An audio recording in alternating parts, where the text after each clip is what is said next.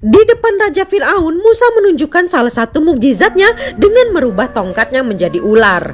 Sesaat sebelumnya, rakyat Mesir diundang ke acara ulang tahun putra Raja Fir'aun yang ke-18. Nabi Musa yang baru saja mendapat perintah dari Allah datang ke tempat Fir'aun melangsungkan acara, di mana rakyat Mesir terlihat begitu mengagungkan Raja Fir'aun.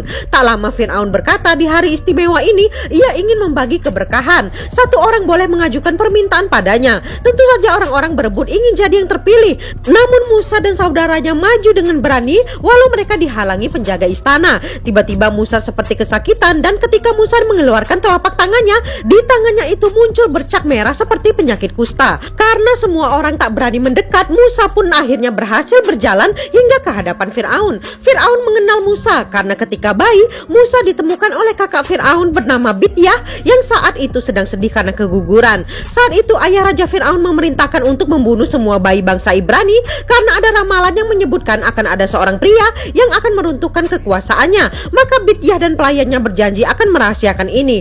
Fir'aun mengira Musa ingin kembali ke kerajaan dan minta dibebaskan dari tuduhan pembunuhan. Maka Fir'aun berkata ia akan membebaskan Musa dari hukuman. Namun Musa berkata yang ia inginkan adalah kebebasan kaumnya. Fir'aun terkejut apa yang Musa maksud dengan kaumnya. Fir'aun pun baru sadar kalau Bityah selama ini berbohong dengan menyembunyikan identitas Musa sebagai bangsa Ibrani. Musa minta agar bangsa Ibrani diperbolehkan pergi ke gurun untuk menyembah Tuhannya. Fir'aun merasa selama ini dia adalah Tuhan. Bagaimana bisa ada Tuhan yang lain? Fir'aun pun bertanya apakah bangsa Ibrani punya Tuhan yang lain. Dan penasihatnya menjawab kalau tak ada catatan apapun kalau Tuhan selain dewa mereka.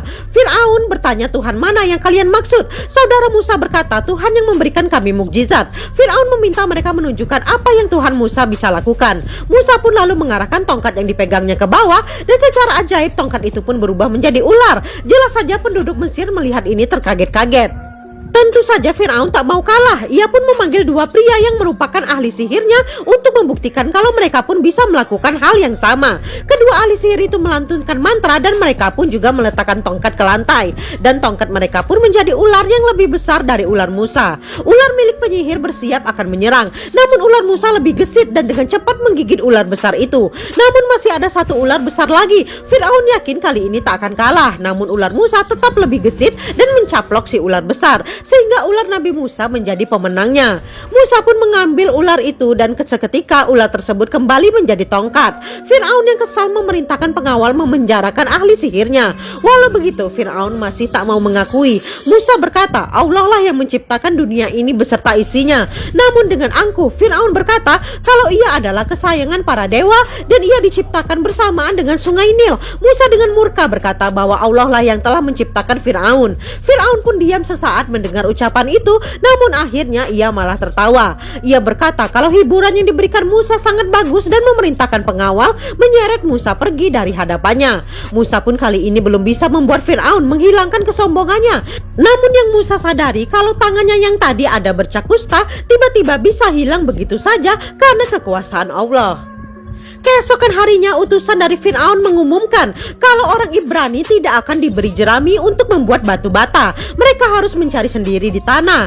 Salah satu pria Ibrani menyalahkan Musa dan berkata inilah yang telah diperbuat Tuhanmu. Yang lain pun jadi ikut menyalahkan Musa. Namun Musa berkata apa yang bisa ia lakukan karena ini perintah Allah. Pria itu berkata kalau mereka malah tambah menderita saat Musa mencoba memimpin mereka. Semua orang setuju. Tak lama kakak perempuan Musa berkata pada orang-orang Ibrani ini kalau mereka benar-benar memalukan. Bangsa mereka telah menderita ratusan tahun. Kebebasan itu tidak bisa diberikan begitu saja, tapi harus diambil, ucap wanita itu.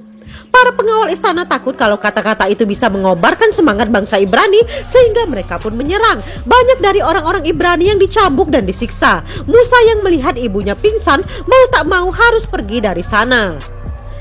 Malam harinya Musa pun kembali mendapat perintah dari Allah.